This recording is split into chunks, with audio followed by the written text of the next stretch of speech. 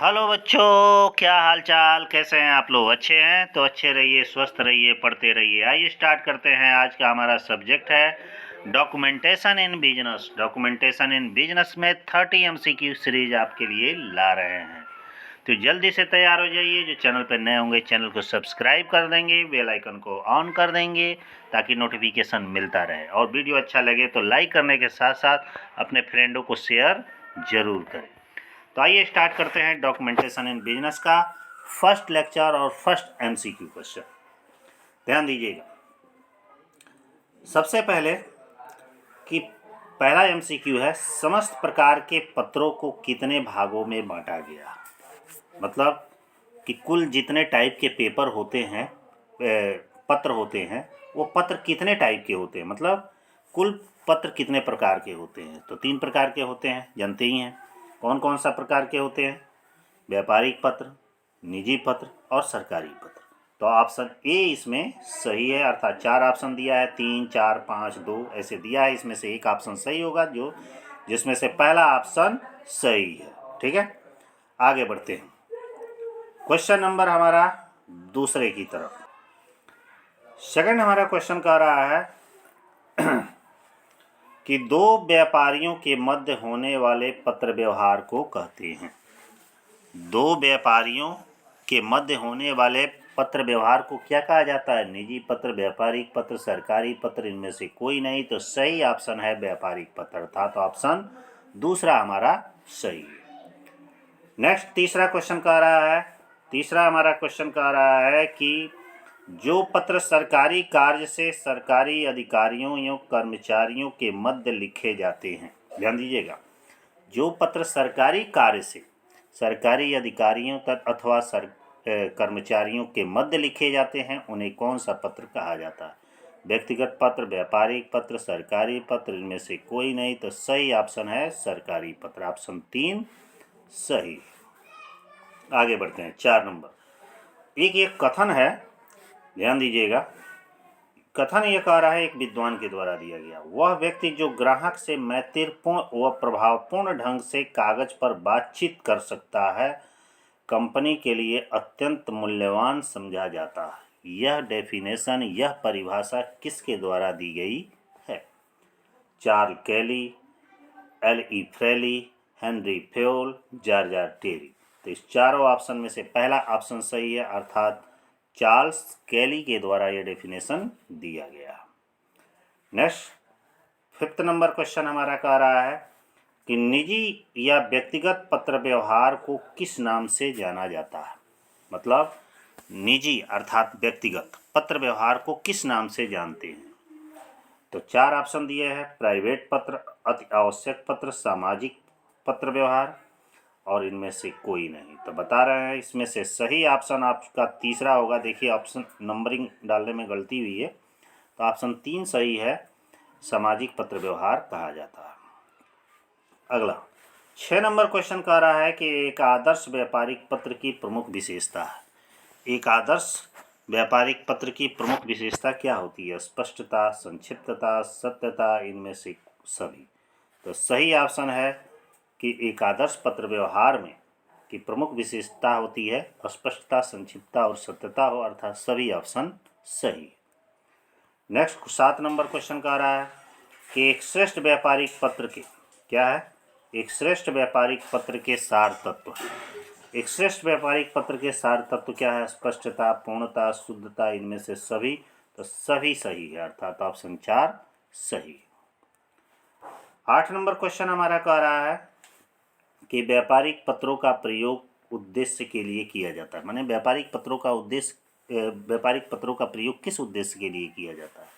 तो व्यापारिक उद्देश्य, सार्वजनिक उद्देश्य, व्यक्तिगत उद्देश्य, इनमें से कोई नहीं। तो व्यापारिक उद्देश्यों के लिए किया जाता है, तो ऑप्शन 1 सही है।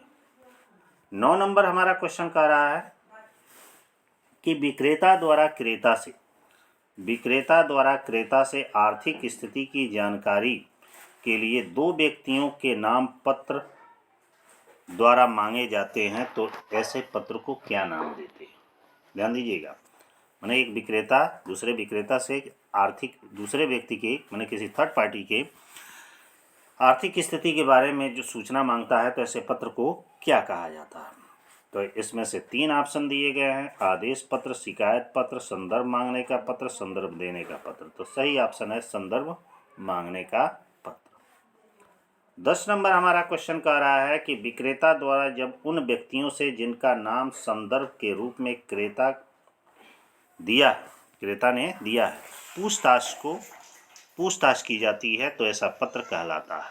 तो ऐसा पत्र कौन सा कहलाता है? शिकायत पत्र, संदर्भ पत्र, आदेश पत्र, इनमें से कोई नहीं। तो संदर्भ पत्र इसमें से सही ऑप्शन है, संदर्भ पत्र कहलाता है। ऑप्शन 2 सही। अगला, संदर्भ के स्रोत होते हैं, ध्यान दीजिएगा, संदर्भ के कितने स्रोत होते हैं? 6, 5, 4, 2। तो सही ऑप्शन पहला है, 6 स्रोत होते हैं। 12 नंबर क्वेश्चन कह रहा है, ध्यान दीजिएगा कि 12 नंबर हमारा क्वेश्चन कह रहा है कि संदर्भी द्वारा आर्थिक स्थिति के संबंध में क्या उत्तर दिए जाते हैं? क्या उत्तर दिए जाते हैं? अनुकूल, प्रतिकूल, उदासीन, इनमें से सभी। तो सही ऑप्शन है कि सभी होता है, क्योंकि जब आर्थिक स्थिति के बारे में जानकारी किया जाता है तो वह उसके फेवर में भी हो सकता है, अनफेवर में भी हो सकता है, और कुछ भी नहीं कर सकता है। तीनों ऑप्शन हो सकता है, अर्थात सभी ऑप्शन सही। 13 नंबर क्वेश्चन कह रहा है कि संदर्भ पत्रों के प्रकारों की संख्या कितनी होती है? संदर्भ पत्रों के प्रकारों की संख्या कितनी होती है? 2, 4, 6, इनमें से कोई नहीं। तो सही ऑप्शन है 4, अर्थात दूसरा नंबर सही है कि संदर्भ पत्रों के प्रकारों की संख्या कितनी होती है? 4 होती है। नेक्स्ट क्वेश्चन है, देरी से माल मिलने की दशा में क्रेता द्वारा विक्रेता को जो पत्र लिखा जाता है उस पत्र को क्या नाम दिया जाता है? ध्यान दीजिएगा, 13 नंबर क्वेश्चन है, 14 नंबर क्वेश्चन है। क्या नाम दिया जाता है? बधाई पत्र, आदेश पत्र, शिकायत पत्र, इनमें से सभी या कोई नहीं। तो शिकायत पत्र का, जो देरी से माल मिलता है तो उसकी दशा में शिकायत करता है एक व्यापारी दूसरे व्यापारी को।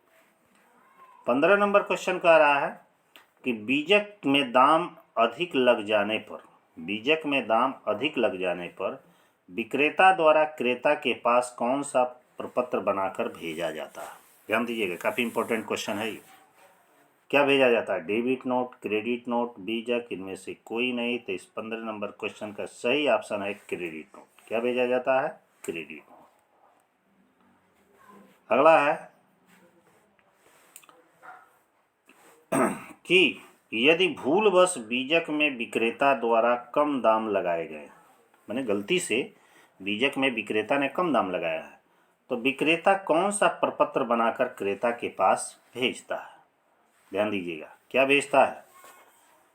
डेबिट नोट, क्रेडिट नोट, बिक्री विवरण, खाता विवरण। तो सही ऑप्शन है डेबिट नोट, अर्थात ऐसी दशा में डेबिट नोट भेजा जाता है। तो ऑप्शन ए सही। अगला है, ध्यान दीजिएगा, डेबिट व क्रेडिट नोट किसके द्वारा तैयार किए जाते हैं? 17 नंबर क्वेश्चन है, डेबिट और क्रेडिट नोट किसके द्वारा तैयार किए जाते हैं? विक्रेता द्वारा, ये भी काफ़ी इंपॉर्टेंट क्वेश्चन है। क्रेता द्वारा, एजेंट द्वारा, इनमें से कोई नहीं। तो सही ऑप्शन है विक्रेता द्वारा डेबिट और क्रेडिट नोट दोनों इसी के द्वारा तैयार किए जाते हैं। अगला 18 नंबर क्वेश्चन है कि भाव की पूछताछ के पत्र के उत्तर में जो पत्र लिखा जाता है वो किस नाम से जाना जाता है? 18 नंबर क्वेश्चन है, शिकायत पत्र, पूछताछ पत्र, निरख पत्र, इनमें से कोई नहीं। तो निरख पत्र के नाम से जाना जाता है। ऑप्शन 3 सही है। 19 नंबर हमारा क्वेश्चन कह रहा है कि निरख पत्र का उत्तर जब ग्राहक द्वारा दिया जाता है तो उस पत्र को किस नाम से जाना जाता है? माने निरख पत्र का उत्तर जब ग्राहक देता है तो उस पत्र को किस नाम से जाना जाता है? तो इसमें ऑप्शन है पूछताछ, आदेश पत्र, शिकायत पत्र, निरख पत्र। तो ये 19 नंबर का सही ऑप्शन है 2 नंबर, वो आदेश पत्र कहलाता है। ठीक है, आगे 20 नंबर क्वेश्चन, जब किसी व्यापारी को कुछ माल क्रय करना हो तब वह माल क्रय करने से पूर्व कुछ व्यापारियों से वस्तु के बारे में जानकारी प्राप्त करना चाहता है। उस समय जो पत्र लिखा जाता है उसे क्या नाम दिया जाता है? 4 ऑप्शन दिए गए हैं। ऑप्शन ए है पूछताछ पत्र, आदेश पत्र, शिकायत पत्र, इनमें से कोई नहीं। तो ऐसी दशा में पूछताछ पत्र लिखा जाता है। तो ऑप्शन ए सही है। अगला हमारा कह रहा है 21 नंबर क्वेश्चन कि जब कोई विक्रेता अपने किसी पुराने ग्राहक को निश्चित समय के लिए निश्चित मूल्य पर निश्चित मात्रा में वस्तु बेचने को प्रस्ताव रखता है तो उसे नाम दिया जाता है। क्या नाम दिया जाता है? ध्यान दीजिए, साधारण प्रस्ताव, विशेष विक्रय प्रस्ताव, आदेश प्रस्ताव, पूछताछ का प्रस्ताव। तो चारों ऑप्शनों में से कौन सा ऑप्शन सही आपको दिख रहा है? विशेष विक्रय प्रस्ताव कहा जाता है। तो ऑप्शन 2 सही है। अगला है 22 नंबर क्वेश्चन, जब किसी वस्तु का मूल्य ज्ञात करना हो तो कौन सा पत्र लिखा जाता है? जब किसी वस्तु का मूल्य ज्ञात करना हो तो कौन सा पत्र लिखा जाता है? भाव सूचक, सूचना पत्र, पूछताछ पत्र, संदर्भ पत्र। तो सही ऑप्शन है इसका पूछताछ का पत्र लिखा जाता है। अगला, वर्तमान समय में अधिकांश व्यापार किसके माध्यम से किया जाता है? वर्तमान टाइम में माने मैक्सिमम बिजनेस किसके माध्यम से किया जाता है? तो 23 नंबर क्वेश्चन है, एजेंट द्वारा, क्रेता द्वारा, विक्रेता द्वारा, इनमें से कोई नहीं। तो एजेंट के द्वारा किया जाता है। एजेंट के द्वारा सबसे ज़्यादा प्रेजेंट टाइम में बिजनेस हो रहा है। 24 नंबर क्वेश्चन कह रहा है कि संस्था की ओर से बिक्री करने के एवज में एजेंट को जो प्रतिफल मिलता है उसे क्या नाम देते हैं? मैंने संस्था की ओर से बिक्री करने के एवज में एजेंट को जो प्रतिफल मिलता है उसे क्या नाम दिया जाता है? तो 4 ऑप्शन दिए हैं, वेतन, मजदूरी, कमीशन, इनमें से कोई नहीं। तो सही ऑप्शन इसमें से है कमीशन कहलाता है। जब एजेंट माल बेचता है तो एजेंट को कमीशन दिया जाता है। तो ऑप्शन 3 सही। 25 नंबर कह रहा है कि उत्पादक अपने माल की बिक्री बढ़ाने के लिए निम्नलिखित स्थानों पर किसकी नियुक्ति करता है? माने एक प्रोडक्ट को प्रचार प्रसार करने के लिए या एक उत्पादक अपने माल की बिक्री बढ़ाने के लिए किसको नियुक्त करता है? ये तो सभी लोग जानते होंगे। किसको नियुक्त करेगा? एजेंट को, फुटकर विक्रेता, थोक विक्रेता, इनमें से कोई नहीं। तो एजेंट को नियुक्त करेगा क्योंकि एजेंट ही माल की बिक्री बढ़ाने का कार्य करता है। अगला है 26 नंबर क्वेश्चन,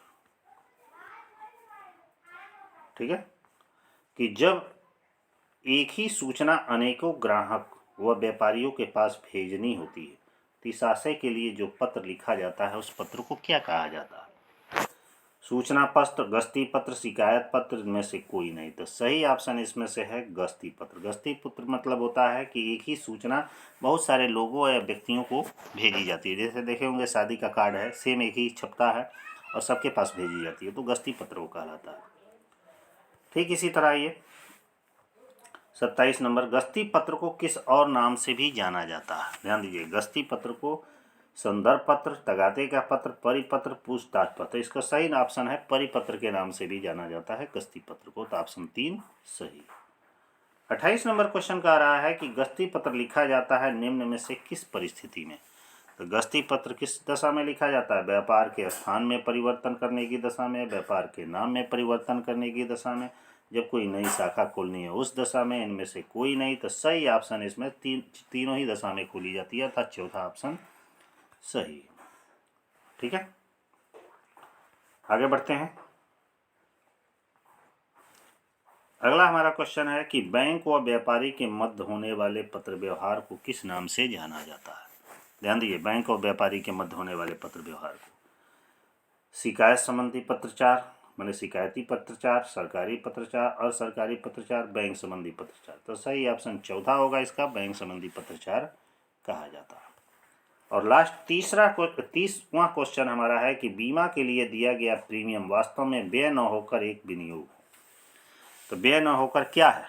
एक विनियोग है, एक दायित्व है, आय है, इनमें से कोई नहीं। तो विनियोग है, पहला ही ऑप्शन सही है।